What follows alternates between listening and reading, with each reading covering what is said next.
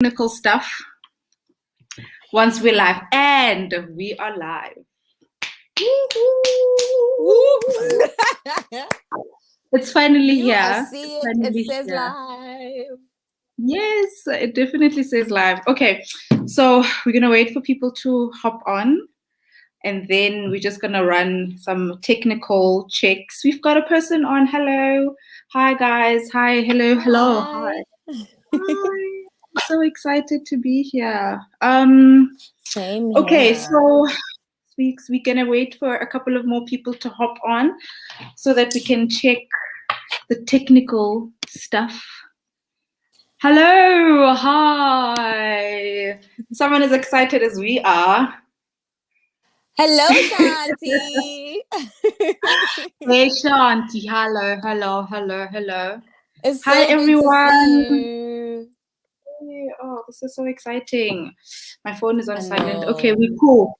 Okay, so good evening, everybody. Good evening, parents and other non-parents and uncles and aunts, whoever has hopped on this live with us. Hello, Khao. Hi, Khao. Hi, good evening. Hi, Karabo. It's so nice to be here with you. Yes, oh, it's so humbling to be here with you as well. So exciting. Hello, hello, hello. Hello, to Samuke. Hello, Samuke. People are joining. This is so cool, you guys. This is so cool. Okay, so Absolutely. I just need everyone to just give us a big thumbs up about the sound. Hello, Prithvi. Oh, did you hit yourself? Yeah, lipstick. It's lipstick. That was sweet, mommy. Oh, you look. Yeah, it's all good. Yeah, so everyone, can we get a big thumbs up for the sound? Are we audible? Are we sounding okay? Yeah. Can you see me? I went up. I went down. I'm not pausing and doing funny stuff. We're so excited to have everyone on. Welcome, parents. Welcome. Oh, yay, this is cool. Okay. Hi, Lesego. Okay, you're gonna go see Auntie. I'm gonna go see Auntie and I'm just gonna Auntie. Lunga's crying. I hope you guys can you guys hear him? Can you greet everyone and just give me a few mommy moments? No worries. Hi, everybody. I am on the other side of the live. So I'm hoping you guys are all here. I hope Lunga's crying. It's his bedtime. So I hope the noise is not too much. I can't really see who's there because I'm on the other side. But otherwise, I know that you guys are here. So welcome. So yeah, today we talking about conscious parenting for Black people, Black communities, Black parents, and why it's necessary and why it's a need and why we do it. A lot of y'all who follow us obviously know the kinds of subjects we talk about and the kinds of things we try to encourage. I see Karabo's here. Yes, welcome I'm back. Hi guys. Sorry, I was being a parent. This is parenting platform and I was just parenting, but I think I'm done parenting for the evening. Hi, oh my gosh, you guys are here. They can hear us, they can see us. Absolutely. This is super cool. Okay, so without further ado, we're just gonna introduce ourselves because we've got a lot of people joining in, and this face is probably new to some of you, and that face might be new to some of you guys. So firstly, thank you so much for taking the time out on a Friday night to join a conversation between two moms about the stuff that they like. My name is Karabo Mokoena, as we've been marketing the whole 2 weeks. I'm a mommy blogger, I'm a parenting writer, and I'm a mom to a almost 4, she's turning 4 in October, almost 4-year-old girl who is the absolute center of my life. And I am a wife to Sithaba Mokoena, who's looking for his watch right now, and I don't know where it is. Yeah, he's my first baby, and I love him to death. My boo thing. And I am a sister, I'm a middle child, and I am just a conversationalist. I love talking about stuff because I always say conversations start revolutions, and the only way for us to evolve as human beings is to continue having as many conversations as we possibly can, because conversations will inspire movement, and that's how we move forward. So that's why I talk a lot. I talk a lot. I'm a total chatterbox, but I love it because I think it's very effective. So I'm really excited to have you guys having these important conversations with us. And How will tell you who she is. Hi, everybody. Thank you so much, Karabo, for that. Some of you might know me, some not. My name is Gaopalelwe Phalaetsile. I am a journalist, a mom blogger, a content creator. So like Karabo, I blog about parenting, love conscious parenting. I've been journeying with it for the past since my son was born. I think I have two kids. One is Which son? The first one. Okay. I think since he was around the same age as your daughter, around 4. Umpilo was 4 when I started. 3-4 I started engaging in conscious parenting. I think I started early, but the terms, I started getting acquainted with the terms around that time. And it's been a journey since, and I love it. Like Karabo, I talk too much. So I'm excited to be here. 2 chatterboxes in one platform. This is going to be very interesting. It's going to be lit. I feel conversations inspire, change lives, and like Karabo said, start revolutionaries and change society for the better.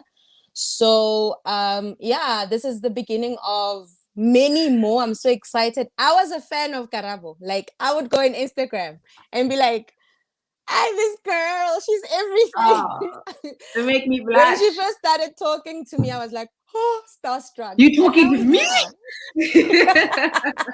And now we're here because I just felt so connected to, going on Instagram. I'm sure you all know that. You go on Instagram and people are like, Instagramming, not to judge, but to find someone who talks about her Blackness authentically, her parenting in such a genuine and authentic way was inspiring for me. I'm an activist at heart, so it was really nice to come across someone like Karabo, especially on Instagram. On Facebook, I would expect it, but on Instagram, I didn't think there was a place for people who are activists, and I found a whole new world. So that's the journey that brought us here.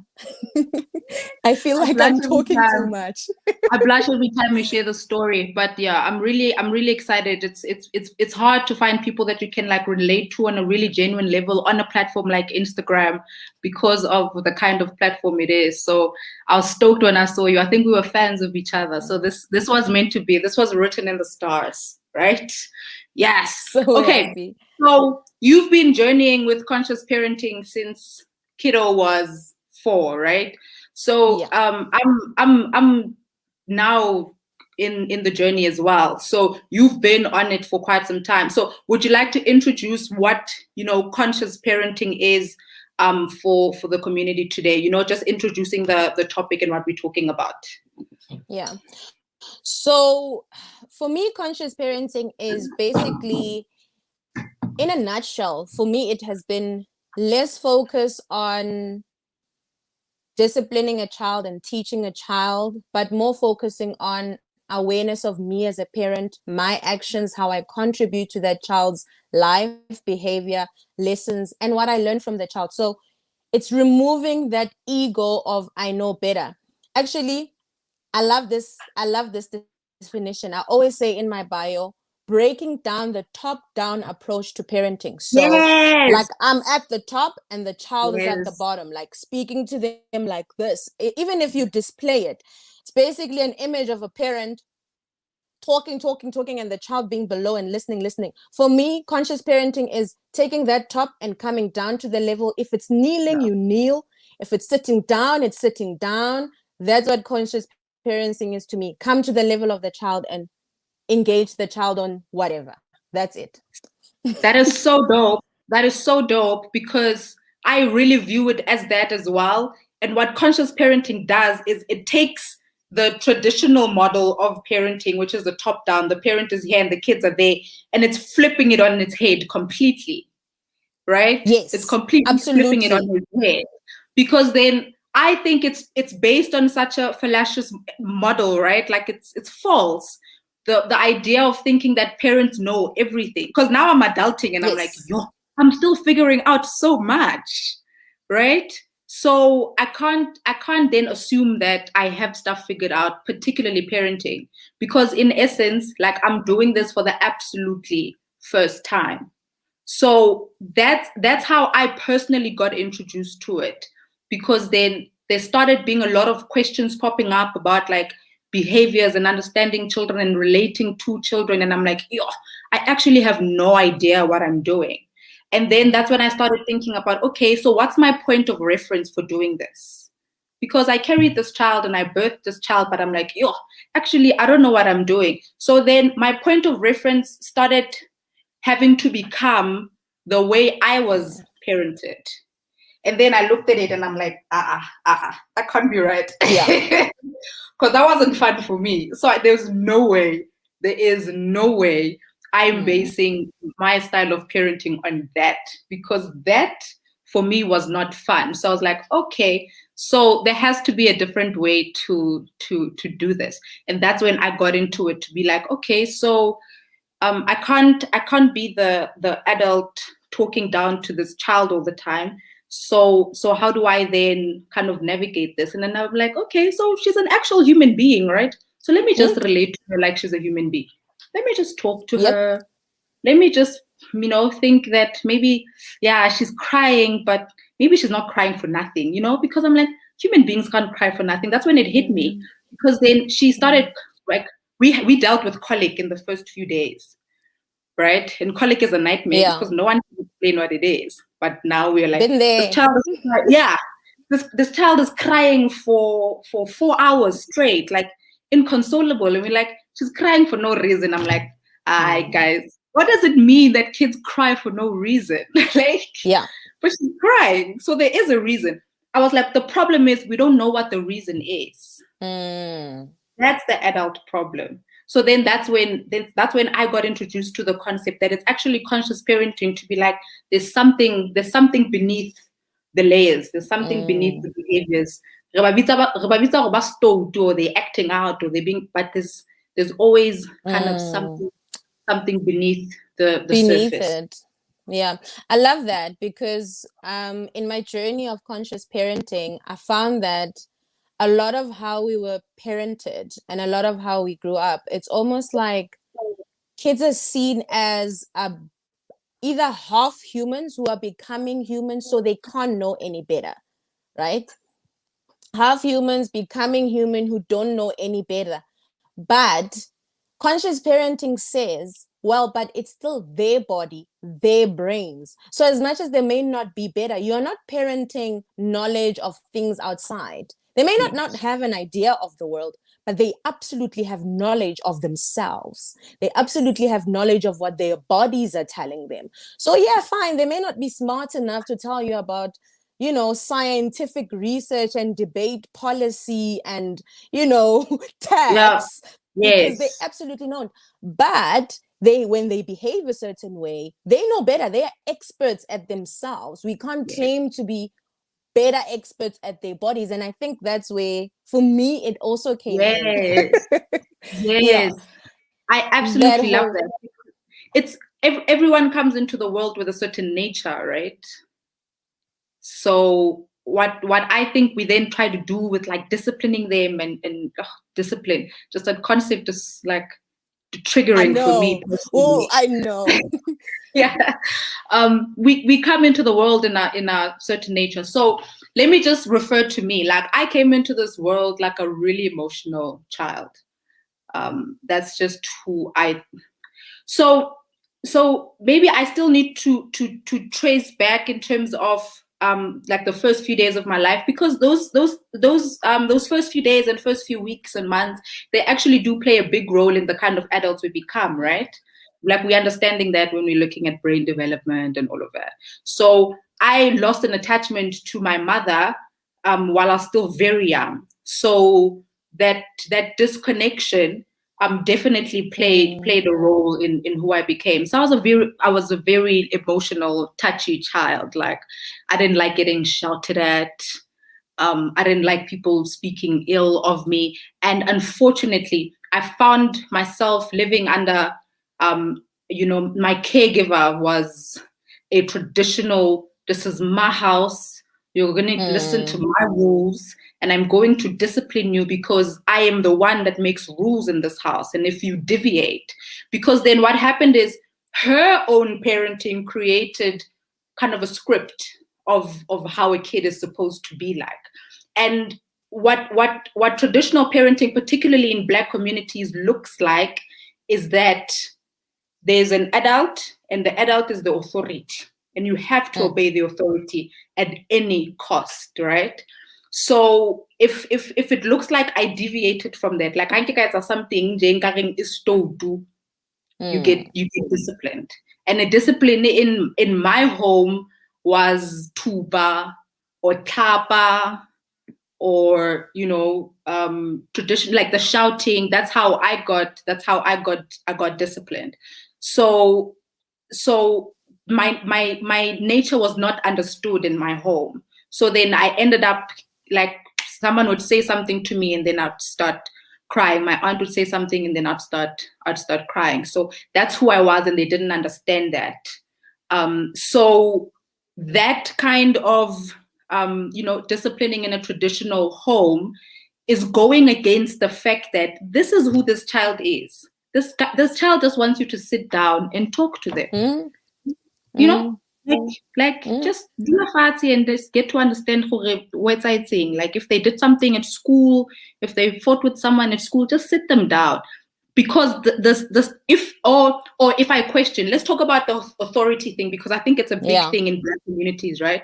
Like, absolutely. if Maga says or Rakgadi says something that I disagree with, if I vocalize, I'm disagreeing with you. Exactly. Are you trying to argue with me? Like, because it's looked at as disrespect. Like, in a traditional home, you don't question. Like, if now you're accusing me of something I didn't do, if I try to speak up and keep well, then it's like, no, you're disrespecting me. So we've grown so accustomed to that we try to make sure the child that we're given a responsibility to raise falls into the script that we have known, we have been also subjected to. So we must make sure that it continues. So authority, and anything outside of that is misbehavior, and you must sort it out. Exactly. I relate so much to that, because there's this idea that if a child questions, it means they are being disrespectful. I'm going to talk a little bit as well just about my formative years as a child. Is like you, I relate. I also lost that connection with my mother. And throughout my entire childhood, it was almost as if nobody thought about the impact of that in me as a child. It was almost like, the traditional children are seen but not heard. You are just passing by. So in the Black community, I feel like I call it toxic authority, where nothing can be questioned, instead of wisdom authority that comes from guidance, right? Where even though you ask something or you question something, you are guided to the answer or guided around it. But toxic authority says, there is nothing I will do or say that you're going to question even my rules. So the punishments I got were really hectic for a child, not being given food on certain days, because it's letting a child go hungry. That is the most painful one I ever encountered, to a point where I would steal food just to make sure that when I'm punished later, I got food so that I don't go hungry. And just the thought of a child going without food, it's scary. It's the most painful thing I think any child would ever go through, right? And that being done to you just because, when food is available, but also being beaten like nothing on earth. And instead of that behavior actually correcting, it just made things worse. It not only made things worse, it kind of made the behavior last longer as well. So nobody asked themselves, why does this child behave this way? Why does this child do things this way or do things that way? So we don't hear children, we see children, and that's just what I think comes out a lot. I'm sure it comes out in any other racial group, but because we're Black and our experience is Black, I just wanted to make that disclaimer. We're speaking from a perspective of Black people. And I mean, we joke about it, Karabo. We joke about how, that man used to hit his, I mean, back home, there's this ongoing joke about how this man is so strict, he'd hit his children with cables. I mean, that's something that's accepted. It's something that in our societies, a black mother will smack you. A black mother will shut you. You don't dare do that when it comes to a black mother. We've made it almost like our culture, our nature to respond to children's behaviors in a very violent way. Whereas actually, children are the most vulnerable. Yeah, like I just call it abuse. Like it's abuse. Like depriving a child of food is abuse. Like you're abusing them, right? Like, you know what the thing with me is, right? Is that we remember. Like, have we forgotten how scary we were when we were made to go like the tuba in somewhere like the tuba? The weapon that I'm going to use to beat you, go fetch it yourself. Like I remember how I'd go there crying, like, oh, because you're already anticipating that physical contact. So my question to like parents now that are okay with like physical contact with their kids, or shapa banababona, when I ask them, I'm like, wait, don't you remember how terrible that felt for you? Why do you want to subject your child to the same thing? Right? So I think those are the kind of questions that would be like, no, but that was not okay. Like I didn't like feeling like that. So I think I was at a point where I'm asking myself a lot of why questions. I'm like, no, but why did you have to hit me? Which I think is such a powerful basis for conscious parenting, right? To just be curious and ask yourself why. Just ask yourself why. Like, why is my child behaving in this way, right? And they could probably just tell you if you ask them. Like I was hit in my teen years where I could just vocalize. Like if you just asked me if there was something wrong, I'd tell you.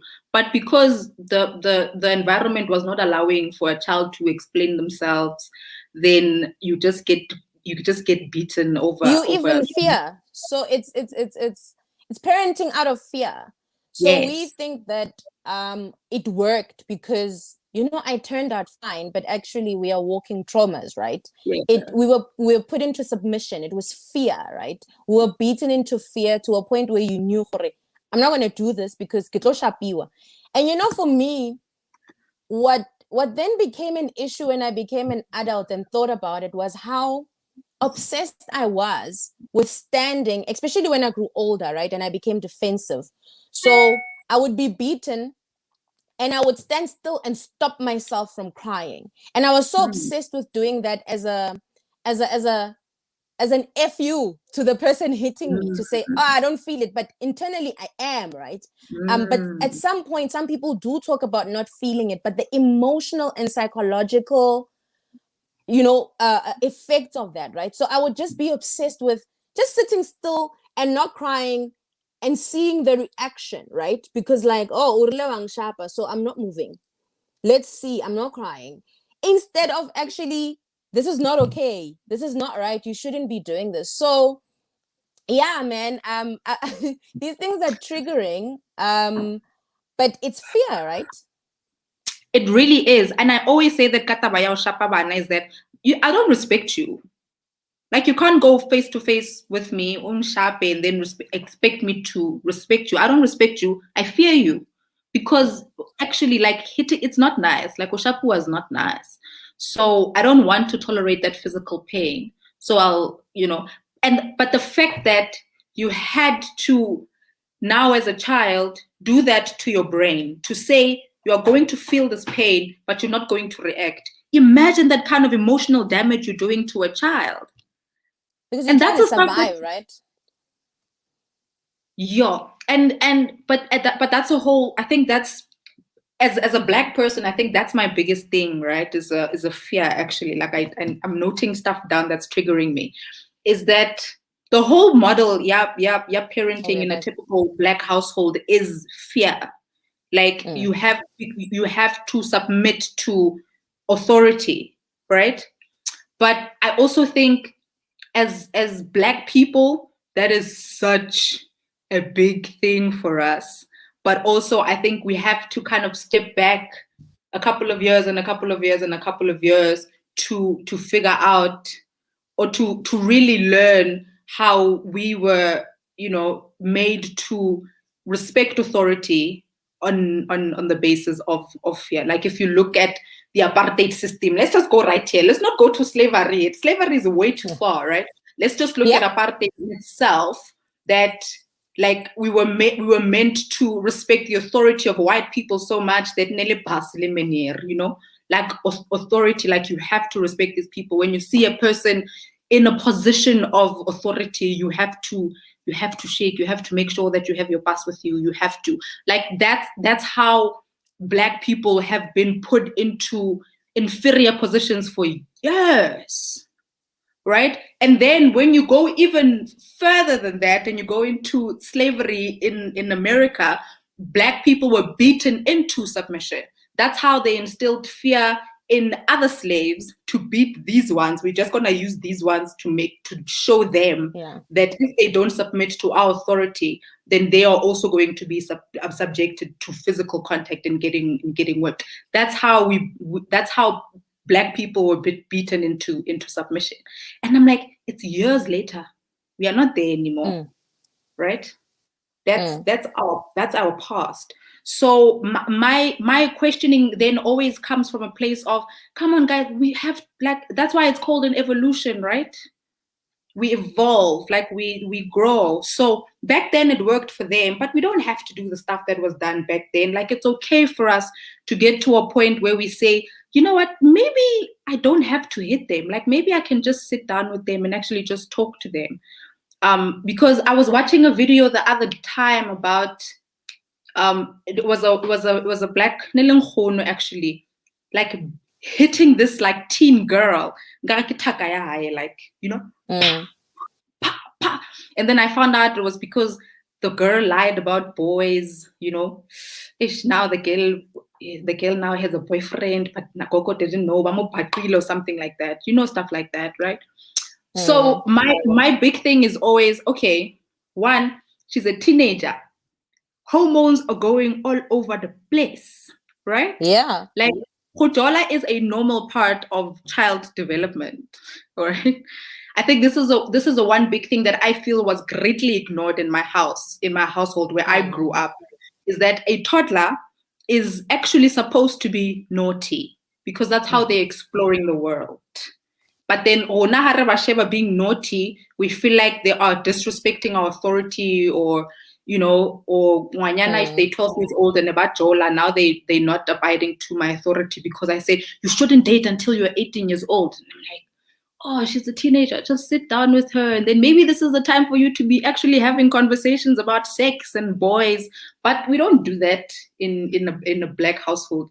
So instead of understanding, this is where you are in your emotional development, we're actually expecting you to be a lot more mature than you actually are capable of actually doing. So I think it dates back so much with us that, like, just the concept of slavery and apartheid as Black people is something that we really need to think very deeply about, so that we can really allow ourselves to be like, okay, that model didn't work for me, so maybe I can find other alternative ways to parent my own kids. Exactly. How am I sounding? You were sounding a bit sketchy for me. Are you fine? Oh, is it? Okay. Yeah. You're But sounding I can fine. hear you. Okay. Now I hear you So just we've been fine. getting a lot of comments. Should we go through the comments a bit? Yes, before we move on, let's do it. Okay. I'm just gonna grab this one. So Joey, hi Joey, thanks for joining. She says, I'm so glad that your mom had a change of heart. Same happened with me when I was around 13 years. Most kids learn to do that, and that scares me more than the reaction of crying. Yeah, like we're gonna go face off. You wanna go face off with me? Let's go face off. Yeah, because you become cold. I mean, I started thinking in very dangerous ways. I stopped actually being afraid. I started, and that's also what led to cutting, because you then think that because you think that you don't feel physical pain anymore, and now you want to now hurt yourself to see how much pain you can feel, right? It just leads to a lot of psychological stuff. Yeah. I was talking to my sister in the morning today, and she was telling me about a girl she knew who her mother used to like proper abuse. And one day she uttered the words, I wish I could kill her in her sleep. Imagine a child going that dark. But then also it's your fault because you broke them to that point. Okay, you know what? They're even thinking about killing you, like, because that's very dark, eh? Yeah. We've got another comment. Landless native child says, funny that we call violence discipline, then turn around and tell them it's abuse or wrong when they are adults. Right. Yeah, I think it's the big thing with us as Black people is we really just fighting, just viewing them as human beings. I was at a wedding once and I was talking about we were talking about kids with like people there. I talk about kids like all the time. I'm sure people are annoyed with me. But we were talking about kids and parenting, and then I said, you know what?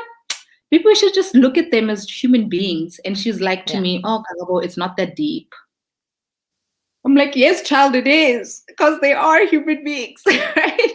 Because if we treat them as full human beings, then what we're preaching as adults doesn't have to change. Like what we're preaching to them, like we don't have to find it necessary to lie to them about stuff, or just change concepts just to suit them. Like there are always age-appropriate ways to talk to kids about things, but we don't have to lie for the sake of, oh, you know, because they are not mature, but they're actually smarter than we think. And I think you've done such a good job with Kiddo, right? Because she's like some of the stuff that you share with that kid, I'm like, how old is this child? Like, how is he's 7, and you know it was never planned. How did you do that with him? Because I think that's such a difficult thing in the Black community to raise, especially boys that can allow themselves to be emotionally vulnerable and be a support to their mother. You know, just that vulnerability in children to be like, no, because my little brother didn't make me a card doesn't mean I don't have to do one for them. Like, that shook me. I'm like, aren't kids supposed to be like mean to each other? And then here he is showing a kind of maturity that I feel like a 7-year-old wouldn't be capable of. Like, how has your journey actually been? Like, especially as a Black mom, in a Black community? Because I'm sure you've heard haven't you heard people who are not understanding the kind of parent that you're trying to be for him, like as a conscious mom? I think for me, it wasn't planned. So when I had Kiddo, I was quite young. I was 22, 23, right? And it became, so when he started talking, so I used to talk to him a lot as a kid, as a baby, right? I'd have conversations with him, and that just continued. It would be like I'm talking to an adult, because motherhood was such a lonely time for me. I didn't have many people who I was close to who related. So it was almost like I'm in this journey on my own. So he became sort of my friend. And the conversations just started continuing from there. And I noticed that actually children display what you give them. They are, so if people are saying kids are mean to each other and kids are bullies, children display what their world shows them. And the first person to show them that is you. So not to take credit, but a lot of his kindness comes from seeing me be kind. A lot of his, a lot of it is his own personality. I don't want to take credit of everything, but you can see the things that I've taught. one of the things that I've taught that really also bites me sometimes is Yeah. how he questions me, because we always we are friends. It's like we're friends, you know? So that's always been our relationship. Like sometimes I come back from work and sit next to a 4-year-old and say, you know that boss? Wetsi, untina or boss el. Not that I have my own little best friend. And when then I discovered conscious parenting, it just became worse. It just got better and better. And now I have this friend, but I am conscious of sometimes thinking that he's older than he is and forgetting he's a child. So those odd days when he throws a tantrums or cries, and then I'm impatient and I'm like, wait, hold up, how wake up. This is still a child. Yeah. I get that. Yeah. I think the questioning part, I think, is actually a big one for me, because that's not a typical thing in a Black home. You are questioning me, your mother, in my house. Seriously. But I think that's also such a big contributor to the kinds of people we become in the workplace. Right? Because honestly, like, not in my corporate days, I only started questioning things after I became a mother. Like, I think motherhood gave me that strength that I never thought I had ever. So before that, I just took anything in the corporate space. Like, we get bullied so much. But then it takes us back there. It takes us back there to the apartheid and the slavery and the colonization, because for me, Black people can talk about fighting for Black consciousness and fighting against racism without talking about reforming how we parent as Black people. Because in actual fact, this parenting without fear makes it hard for our children to cope in traditionally white institution and white corporate environments. A child who's raised with emotional intelligence and emotional maturity. That's why they even ask, that's why we even now have these courses for EQ. Like, we have to do that. I don't want my child to have to be subjected to that. I want my child to grow up knowing when to separate, their emotions, when to regulate and deal with their emotions, instead of getting into the workplace and being told you're so unprofessional. Like, you bringing all your emotions here.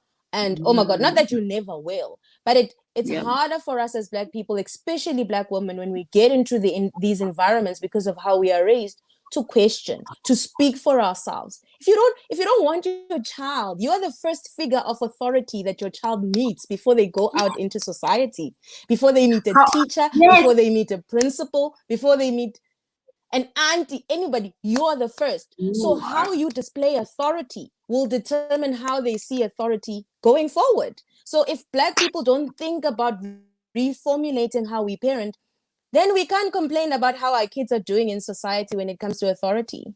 I mean, it starts with us. We can end this broadcast right now, because I think you just summed it up so well. Because I held a spontaneous TED talk on my WhatsApp stories this morning, and I'm like, the reason I'm so passionate about parenting is because I think it's one of the most important roles in the entire world, because we are literally shaping futures, because we are shaping the people that are going to be part of this future. Now we have male adults that cannot emotionally regulate, and therefore they choose to be abusive, right? The whole foundation of based violence is men that cannot control their emotions, right? Because you pissed me off when you triggered me. They don't realize they've been triggered. They don't know about that stuff. They were not living in environments that allowed them to be vulnerable, because we still say boys don't cry, and we still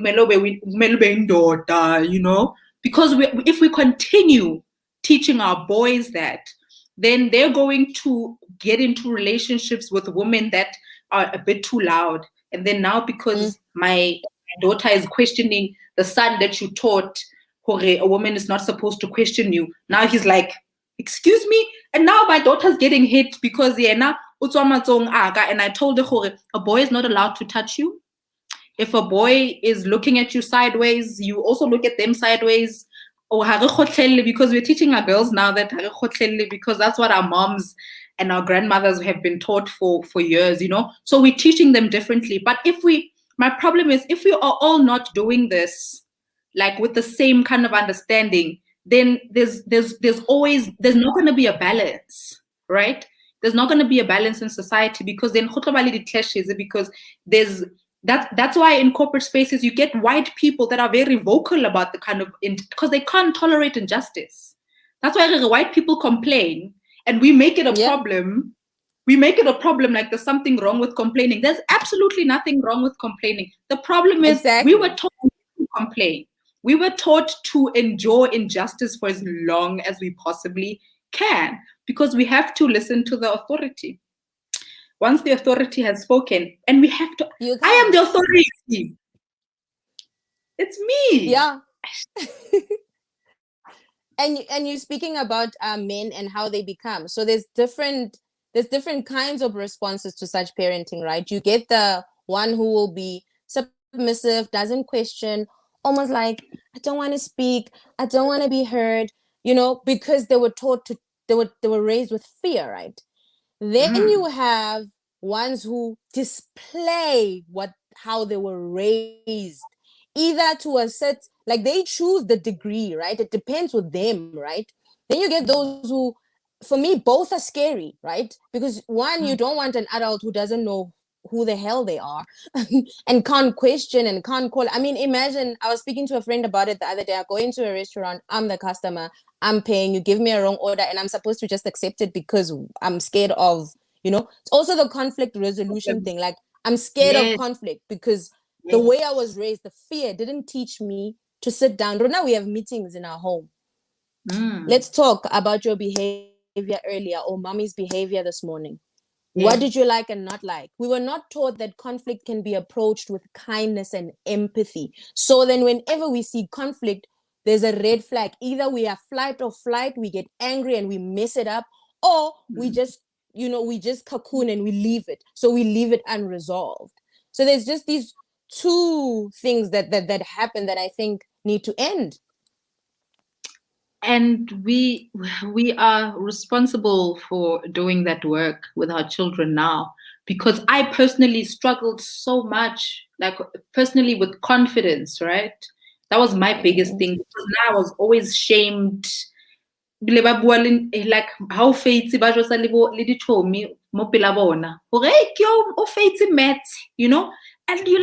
you're messing with your child's confidence by like shaming them publicly, because it's such a normal thing in our family. So I grew up with a lot of confidence issues, and I know that, like, I'm very aware of that, which I think is a big thing, because I think the self-awareness, right, and the mindfulness is such a big part of conscious parenting.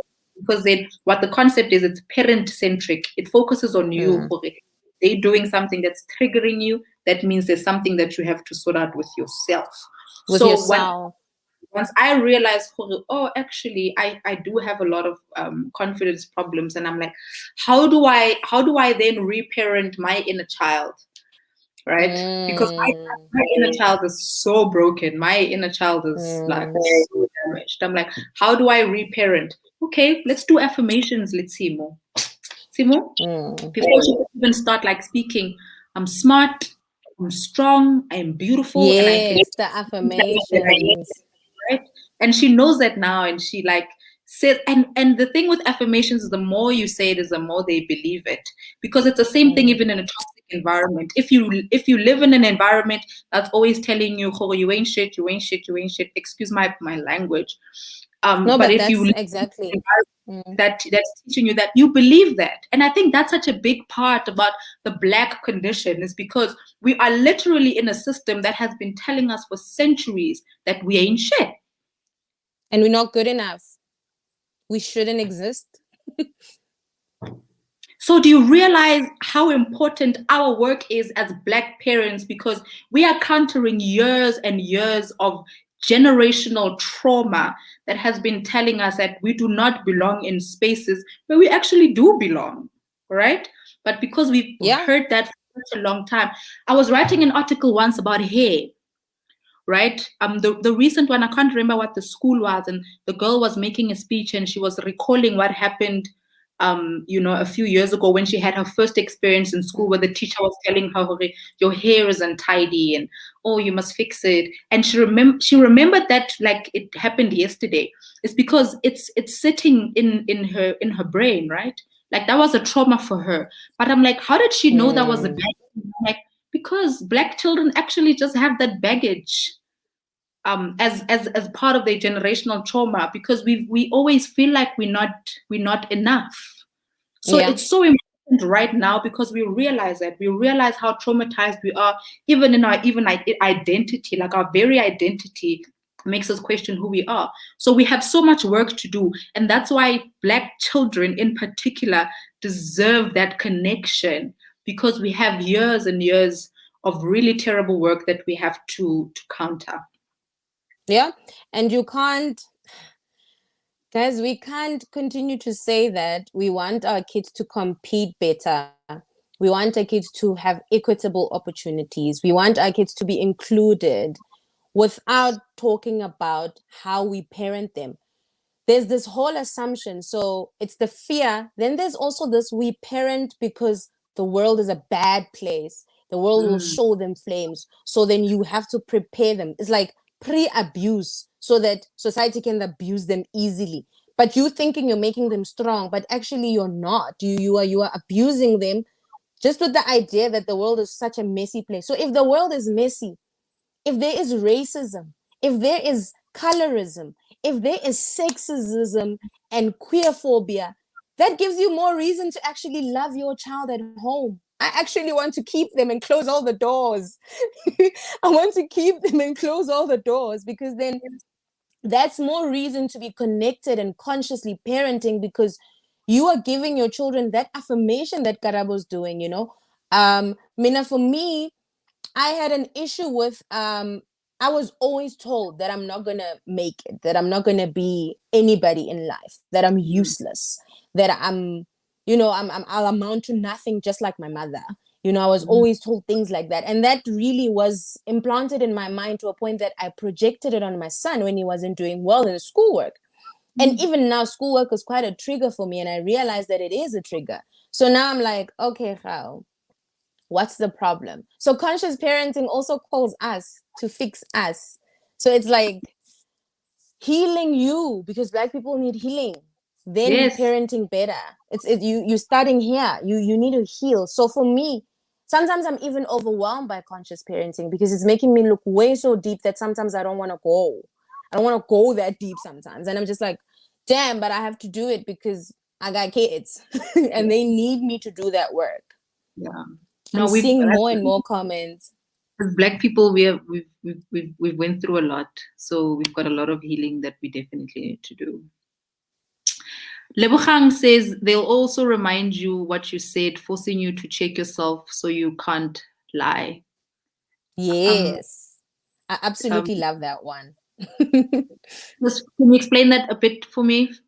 So, with the way I'm parenting, Umpile remembers so sometimes you will shout, sometimes you will say problematic things.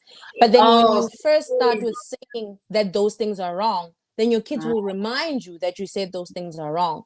So if I do something that's problematic, for instance, and I just don't account, he will remind you that, but you didn't say sorry and you were wrong.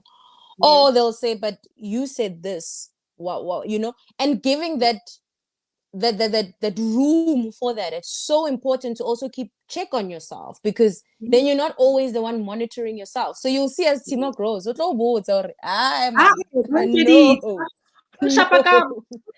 are you shouting? Why are you shouting? Yeah. And then you're like, exactly. But I am. Let me dial it down a notch. When you're getting reprimanded by a 4-year-old, you definitely need to check yourself. Okay, I definitely love that. But I think that's also, we're empowering them, right? Yes. It's also so empowering for them to be able to stand up for themselves also, because that's what they're doing. And like you're putting, I was telling my mother-in-law today, she was with us. And then I was talking about Timo's stubbornness, because her nature is very stubborn. So we have to try and set boundaries here and there. We call them boundaries in conscious parenting, guys. We don't call it discipline. That concept is so loaded. we call them boundaries. Did I lose Khao? Okay, let me wait for Khao to log back on. So I'm telling Gogo that, oh, you know, Timu is so stubborn. And then I'm like, I actually love it, because then I think in life you need a little bit of stubbornness with your ideas. Like, you need to believe in something so much that you actually like run with it. You know, regardless of what people are telling you. Welcome back. We lost you there. Thank you. I'm back. I was like, what? So I was talking about stubbornness, about how I was telling Gogo that Tim was stubborn and I love it. And she probably thought I was being like super weird. I'm like, hey, we need stubborn girls. We need girls that can stand up for themselves. We need girls that will have an idea and be like, I'm going to do this regardless of what people are telling me. So yeah, so I'm already seeing flames with Miss Timo. So Joey said, so true, that's my concern about not including the boy child in all different interventions. So important. Yeah, no, like, yo guys, we have a lot of work to do. Joey was crying.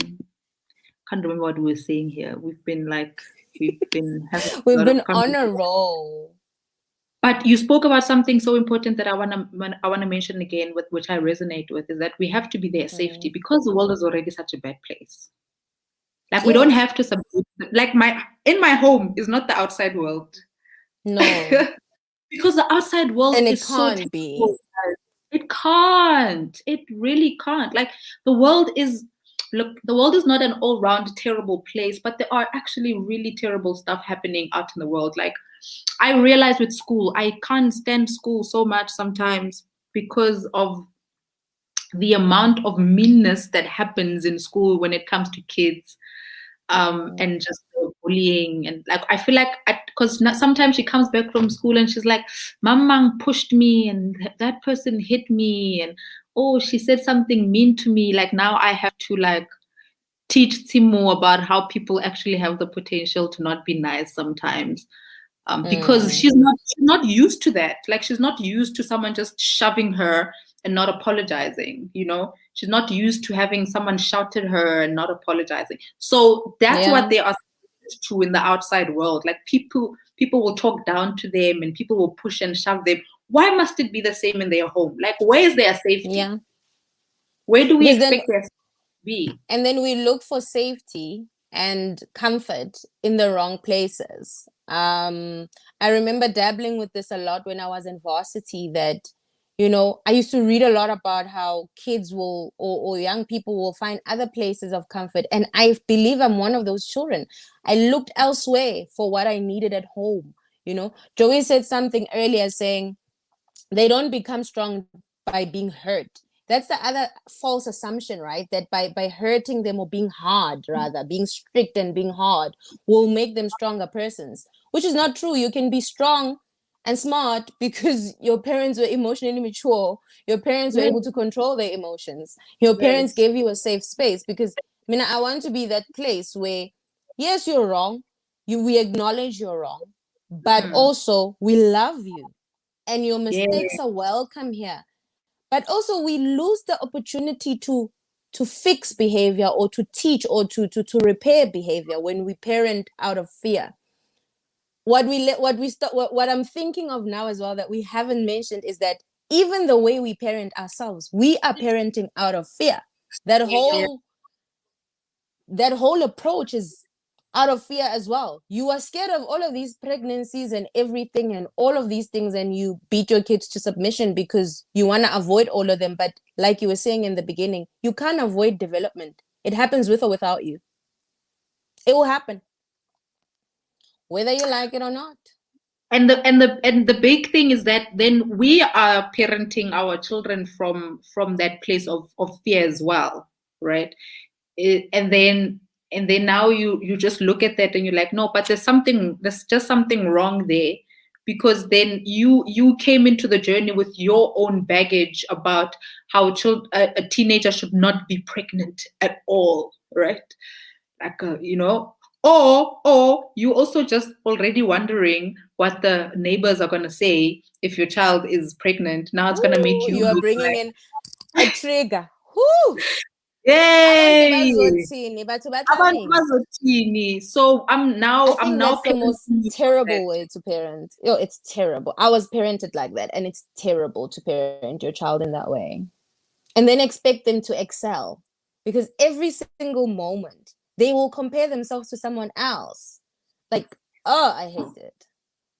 Oh, I absolutely hate comparisons.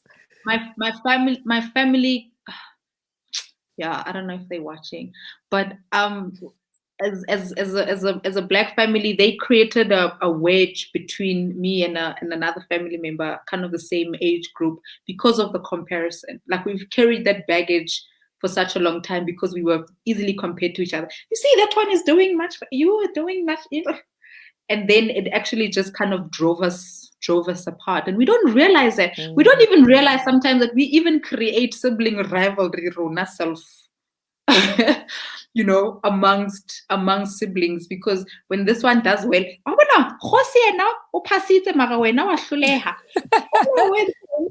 and then you wonder why Instead she doesn't. of exactly, and conscious parenting says don't do that. It says sit down and ask yourself, why is Khao not passing? Why is Khao doing this?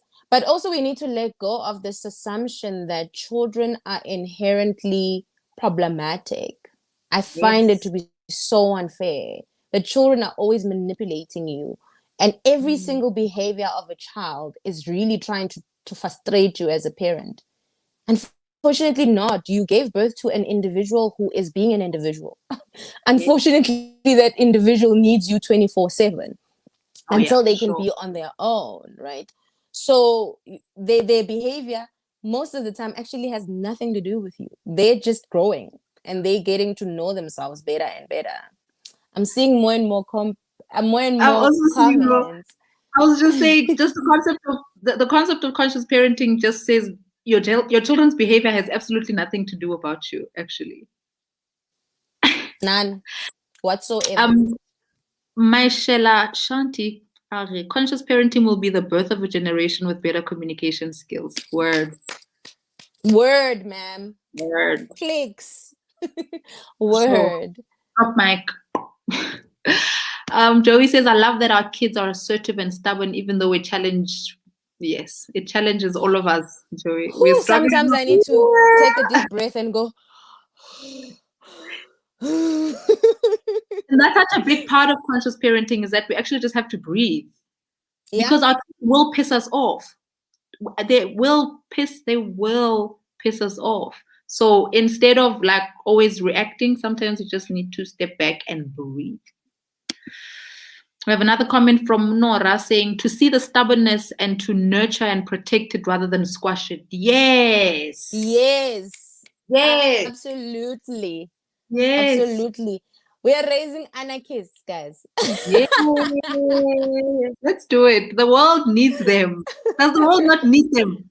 Hi, guys. The world needs a different generation now. No, comparing kids is the worst, bro.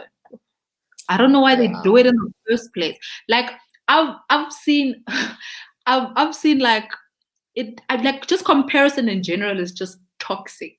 So imagine doing it to a little human that's still emotionally developing and mentally developing as well. Like, I think you just break it's too dangerous. So dangerous. And I think then in terms of just our main question about, does conscious parenting have a place in Black communities? The answer is, this is actually where it belongs. It must come here. The whole concept must just come here. It here. It's more necessary. Because we've got so much work to do. And listen, like I'm a first-time mom of a 4-year-old, and we are still trying this out, right? So there's still so much more work to be done. I don't know how she's going to be when she's 7. She's probably going to be triggering a lot more. But the whole journey is that it's actually just an evolving journey. It's actually just a journey of us just learning together. Because then it's a relationship between the parent and the child to say, you know what, I don't know what I'm doing. Oh, I also don't know what I'm doing. So let's try figure it out together. Like that's the whole relationship, is to just create a connection with your child. Because like I never want to portray myself as a parent that has it all figured out. Jeez, I don't have it No. figured out anyway. Like I sometimes have the worst weeks ever in like my parenting journey, and I'm like, what is happening? Like sometimes when you think you've figured something out and then something else happens and you're like, yo, like we see flames all the time. But because we don't want to feel like there's something wrong with our kids, because you say that like our kids need fixing. Our children don't need fixing. Actually, we are the ones that need a little bit Who of need fixing. because we come from a broken generation, and we come from such a broken generation, and I think forgiveness in terms of our parents is a personal thing, so I wouldn't want to say to anyone you have to forgive your parents. I think that's a choice you need to do. But I think as a generation, we know better, we have access to information. We cannot continue to say raising children consciously is white. We cannot do that to Black children. We cannot keep saying that being aware of how we parent them, being aware of why we parenting them the way we do, giving them room to express themselves is a white thing. What does that mean for Black children? Where does this leave them? Then we should stop saying Black man, you're on your own, and say Black child, you are on your own. We need to stop saying that again and say Black child, you're on your own. Because if we keep saying it's white, then we are saying that Black children do not deserve to be treated as full human beings. And their parents, look, conscious parenting is time consuming, but it will change a whole lot in the Black community. It will do a whole lot for our sense of self, of who we are, So for me, it's way more necessary. And I'm tired of seeing this kind of thing being said to be a white thing, and also the space being dominated by white voices. We need more and more Black parents doing this, talking about this. We can even find terms in vernac for it. I don't know. We find words in our own languages. I don't even my brain what? But you know what? I think because it's also just viewed as a white thing. What's naughty corner?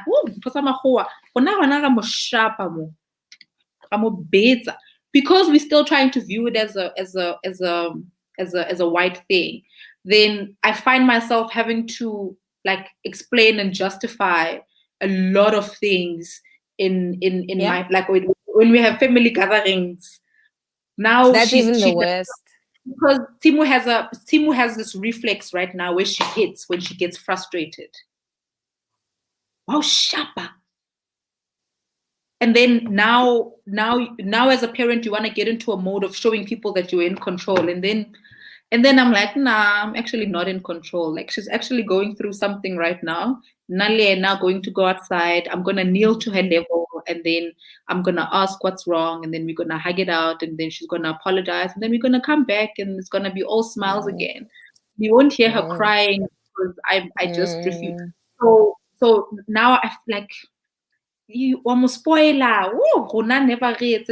One aunt said to me, you must bring that child here for a week. So how I'm like, whoa, abuse. Ooh, that's scary. Do you think that there's hope? Like it feels so desensitized to a point where, is there hope for change? Like, is there hope that more and more Black parents and Black, I don't like to just say Black parents. There are so many people who aren't necessarily parents, but are caregivers of children. Like me, sometimes I get to points where I'm like, are we looking for a needle in a haystack just because of how normalized it is? Like it's such a normal thing. Like people say it out loud without even fear, Yeah. I think there is hope. I just think it's going to take time. I think it's just going to take a really long time, because then I'm seeing a lot of, I don't want to make it sound like a class thing, right? But I see and practice my whole conscious parenting stuff. That's where I get a lot more questioned, right? That's where like it doesn't make sense, because in that particular environment where I grew up, it's not a thing, right? Like like we are still following the traditional model of parenting. Whereas you come to Black parents in the burbs, and then it's not as challenged or as questioned as it is Akile Soweto, for example. So I have to explain myself a lot less. But also within the black community, like with my friends or with my peers or whatever, like when they see me talking to her, then it doesn't hit them so much. Oh, you're actually talking to a child. They're like, oh, actually, you're talking to a child. So I think we definitely are growing. There's a lot of growth that's happening, but I think we also just need to filter it. That the whole point is to filter it as much as we possibly can, but it's going to take a lot of time. Like this is proper activism. You know, that activism work that we do, we're actually doing that in the parenting space because we are questioning a lot of stuff for us as people of color. And I think activism just takes a lot of time. So what my job, Nalwena, is right now is to continue this conversation as far as possible so that we can get as many more Black voices as we possibly can in the space, because that is how we start the revolution. This will be a proper revolution of saying, let's have a lot more conversations about, let's not a mom in a mom. I've seen in mom groups now, like this one mom posted a picture where the kid broke the TV and she's like, moms, what do I do now? The amount of mothers that were saying, oh, nanga mushapa. Mushapelang, why did she hit the TV? Right? And that's the whole point of conscious parenting, is to say, why did you, when frustrated because the TV was expensive, now you have to pay for it.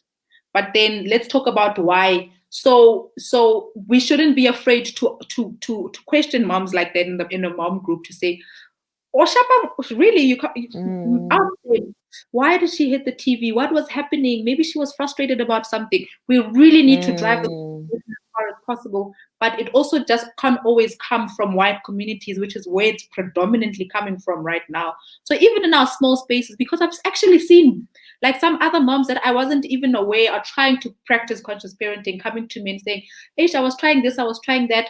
Talk about it as far and wide as possible, because we have to spread it out. There is hope. Here's us having the conversation. We are the hope. And I just want to say, disclaimer, we are not claiming to be the perfect mothers. Just this morning, I had like a very hectic screaming match with my son. It was so horrible. And after school, I drove so shameful. Like I wanted to hide in the car because I felt so horrible, you know.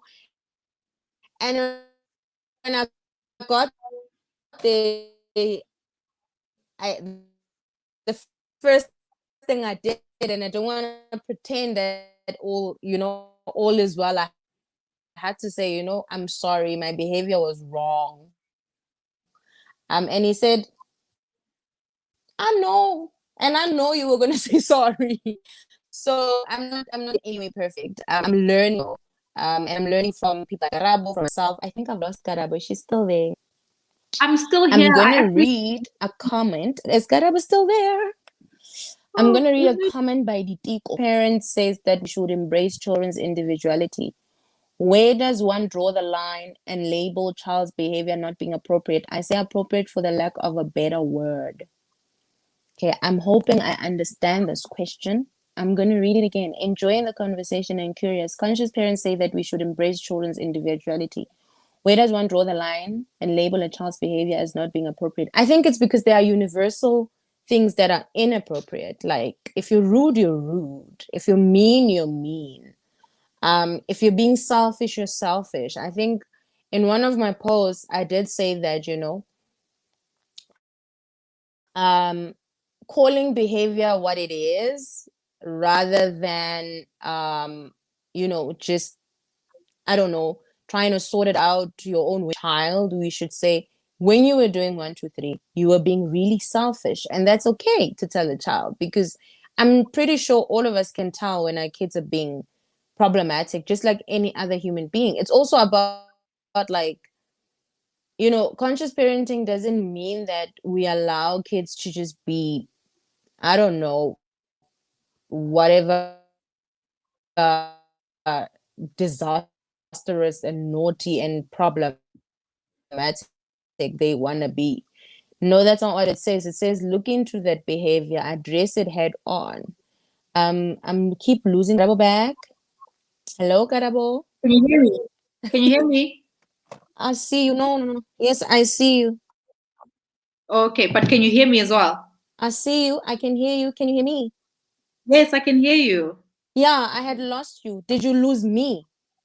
No, like I've been here all Did you the lose time, me? so I'm like, I can hear you properly. I hear you properly. Did you hear everything I said? All of I was right here, babes. Right here. I felt like I felt invisible. I'm like, wait, what's happening? But did you hear the question and did you hear the answer? Yeah. No, I definitely got the question and the response. So I think for me, the whole thing with appropriate is that it's very relative in every household, right? Like Yeah. for example, like my husband grew up in like a really military household where he was not allowed to bounce on couches. So like as a kid, he couldn't have that kind of fun to bounce on couches and jump all over tables and chairs and furniture and stuff like that because his dad was like MK soldier. You don't do that in my house, right? And then now we've identified that he was also parenting from that place of having grown up in a military household. So what was appropriate there in the military household can't be appropriate here, right? Because now it's a different time. Like I'm like 2-year-olds jump on everything. I'm not gonna be telling her not to jump on couches and tables. Like that's what 2-year-olds Whereas do. in my house, I Yeah. stop it because for me, it's the way they jump. The one is younger, the one is smaller. So sometimes they get hurt. So I'm always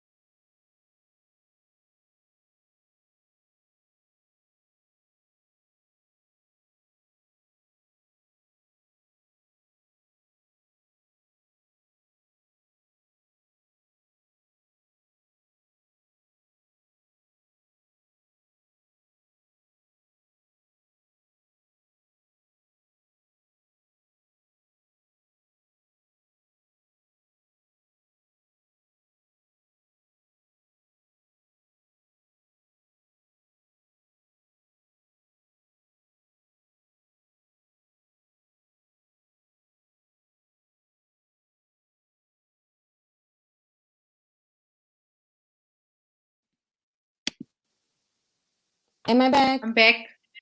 Me Yes, you too. are.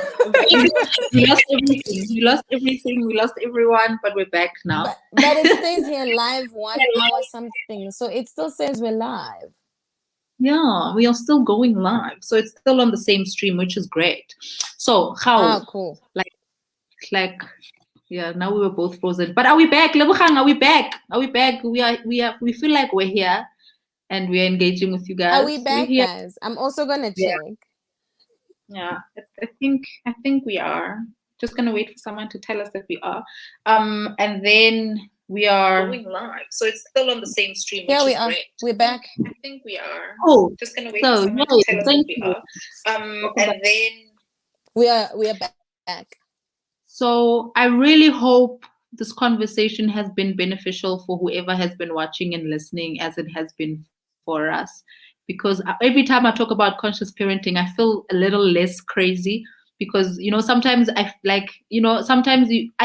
honestly do question myself sometimes because I find my daughters doing or saying stuff, and I'm like, oh, maybe I am letting you get away with a little too much. And then I talk to other parents who are also following the same style of parenting, and then you're like, okay, no, we're doing good, man. We're trying to raise holistic human beings that know who they are and that can whose nature is not tamed, and they don't know physical abuse and all of that from their own. So we are going to have so many more of these conversations. Maybe not on this, platform. But Maybe we're on a bringing different. you more. Yes, more is coming, and more is really going to be about just the practical, kind of challenges that you have as like practical examples of. This is a scenario, a typical scenario in a parenting household, and how do you navigate it better as a mom that's trying to be as conscious as possible? Because there's a lot, man. There's a lot, like them wanting to choose what they want to wear. In my home, they choose an outfit for you and you wore it and you just went to school and you kept quiet. You can't be questioning what you want to wear. And now we must wait. Like now we go 10 minutes. Do you want to wear this jersey? No. Okay. Do you want to wear this one? No. Okay, Timu. Do you want to try this? It's with the food. For me, it's the food. What do you want to eat? And he sits there like, I don't know what I want to eat. And then he's like, I want to eat this. I want to eat that. I want to eat this, But thank you so much, Karabo. And thank you guys for coming on. I think today was more of us answering the question, is black consciousness, black consciousness, yes, conscious parenting, does it have space in black communities? And I guess with the context we've had to go through, I feel like we've done justice to answering that question and saying, yes, it absolutely does, more than ever. And I mean, in the next conversations we are bringing you guys, we will be, getting deeper into tools, because it's nice to talk about it, but it's another thing to not have the tools, And I think as parents and as people who are also healing, we are healing, and we don't know sometimes, So I think practical ways on how to, tackle certain things are very important. And we're probably even going to be speaking about things we are going through. I mean, I know I'm going through a lot. I have a preteen and it's a mess. It's a mess up in here. It's a mess, It's not easy. I've been overwhelmed by parenting this year more than ever. So yeah, because we're just going through a lot. I'm looking forward to more, and I'm looking forward to engaging with you guys more. Yeah. We equally are looking forward to more and more conversations to continue the revolution, the parenting revolution, guys. We can do this. We are more than capable of understanding and loving and connecting with our children. Like it's not a white thing. Like it's a human. It should never even be said to be that, We deserve it. Our kids deserve it. So we can do this. Ladies and gentlemen, thank you so much for joining us this evening. Please, what do they say after you laugh? Subscribe to my channel and thumbs up. Please share this, guys. Please do follow us and follow us, because there's more coming. We're gonna be doing this for as long as we can. Yeah. And in order for a revolution to happen, this message needs to spread far and wide. So let's share it with our sisters and brothers and the guy that said he's gonna hit his kids because he believes that's the only way to discipline kids. Send it to him. He needs to hear this message a lot more than others. So we hope this was great. Absolutely. We didn't say anything to make anyone feel bad. We hope you were triggered, because triggers are good. Triggers are always signs of work that needs to be done. So if we did trigger you, then just go note it down. What did we say that made you feel some type of way, and then reflect on that. But yeah, asante sana. Thank you so much, guys, and we will communicate with you guys soon. We've got some gigs coming up. We're talking to some people and doing some cool interviews and stuff.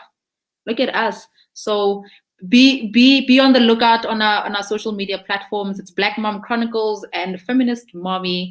And we will see you and talk to you very soon. Good night, everyone. Good night, very soon. Good night, my love. Sleep well.